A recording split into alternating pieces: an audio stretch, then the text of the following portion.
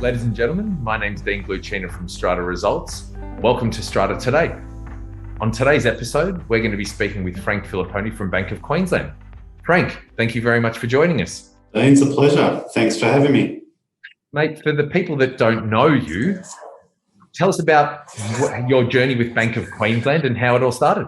It started about 17 years ago, Dean. I was working for another bank and a friend of mine sent through a paper clip from the Courier Mail saying the Bank of Queensland is coming down to Victoria and looking for owner managers, and thought it was a pretty interesting concept that you have a chance to own a bank. And, you know, being in banking all my life, I thought it was a great chance to go out and own my own business and start with Bank of Queensland, and been on the corner of Burke and Queen Street ever since. Fantastic. I mean, for people that don't know, what separates Bank of Queensland from the rest? Well, the franchise model is probably the key point of difference. The Bank of Queensland, we have most branches in Victoria are or were owner-managed branches, so they're basically a franchisee, for want of a better term.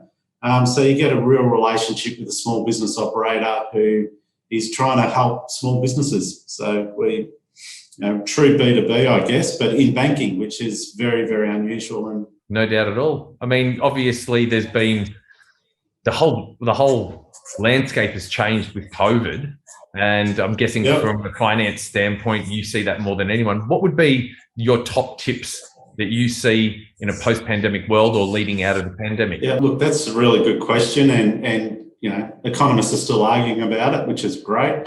The bank did have a presentation with our chief economist a couple of weeks ago. So, mate, I'm going to quote Peter Monkton here. He's basically, the post-pandemic has seen booms across every Western world in asset values. Governments have put a lot of money in. There's a lot of inflationary measures in play at the moment. So a lot of people fortunately cashed up, especially in Victoria and Australia, with lockdowns and government subsidies. Most people got through okay, notwithstanding a couple of industries that were seriously hit. And look, I think there's great support in the business world for people who were hurt during the pandemic. So I think there's going to be a lot of spending. It's my personal opinion now, Dan. A lot of spending, a lot of people going to restaurants to help out restaurateurs and get people back on their feet. A lot of people will be coming into the city for fun and spending money and recycling. I think we're going to have a pretty strong couple of years economically. And post-pandemic, I think it's people want to leave it behind as quick as they can and move forward. It's going to be interesting. People aren't going to know what to talk about anymore, right? Yeah. And we, as you know, we've got a few friends who own restaurants, and and clients, and they're saying exactly that. People are spending a lot of time with each other and catching up and getting back to a basic need. Look, the interesting one is how many people come into the city for work and how often they're going to come in for work. I was sorry to be a bit city-centric, but I actually worked every day during the pandemic, and I saw Melbourne at its worst after knowing Melbourne at its best. So hopefully we get back up there pretty quickly from a personal point of view.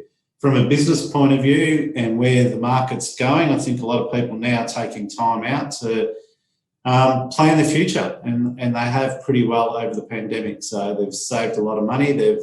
Those who are fortunate enough to keep employment, and now they're working on their next strategy for, if something like this happens again and there's another slowdown or a shutdown. I think a lot of people now are prepared because they've witnessed it firsthand. So I think, as a general rule, most people have been financially responsible if they were lucky enough to keep their jobs during the pandemic. Yeah, listen, onwards and upwards, right? So I can't wait to see the city alive and pumping again. Frank, one last question that I think is topical for a lot of people, whether that be people with existing home loans or people looking to get into the market. And obviously, there's been such an increase in the housing sector. What would be your tips or advice for people with existing home loans or people looking to get into the market? People with existing home loans probably look at your interest rate clearly.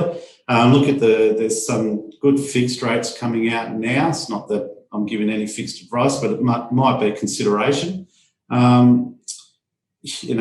use your money more wisely, and people are paying off home loans quicker, which is awesome. Also, with that, they also have extra equity in their home. So if you're looking at investing, it's probably a great time to start getting some equity from your home. Go start talking to your bank about releasing equity to purchase another investment property or another investment, and get your income going. For the younger kids out there who are staring at massive mortgages, probably look at different asset choices. There's a lot of, I know it's not for everyone. Inner city apartments are relatively cheap now compared to residential houses in suburbs. Whether that bounces or not, clearly I'm not a property spruiker, but it's probably look at different asset classes and get in the market if you can.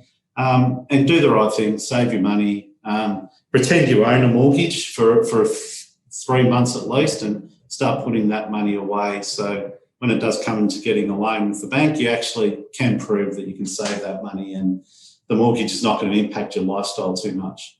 At the end of the day, we all need to enjoy ourselves and not just have a big mortgage. Man, that's great advice. I mean, I, for one, probably wouldn't have looked at the saving and spending routine as if you had a mortgage if you already didn't. So, I mean, these are the elements that having a personal banker can be of benefit. True? True, yeah. And, the other thing, for better or for worse, you get me for at least more than, 2 to 3 years, or if you have relationship banking in other banks. Unfortunately, they don't last as long as a lot of people want. So we do have intergenerational clients there, which is great. So we're looking at kids' home loans for existing clients, which is nice touch when a parent sends their child in to see us. So, and it's actually target of us to try and manage that a bit better. Thanks for taking time out of your day to have a chat with us. I'm sure that some of the advice and the insight that you've given our viewers is going to be worth its weight in gold. If anyone wants to get in touch with Frank and Bank of Queensland and show how they can assist, please feel free to follow the links in our post, or you can contact Frank directly at Burke Street Bank of Queensland. Frank, thank you so much again, my friend. Thank you, Dean, and thanks, Strata. Speak to you soon.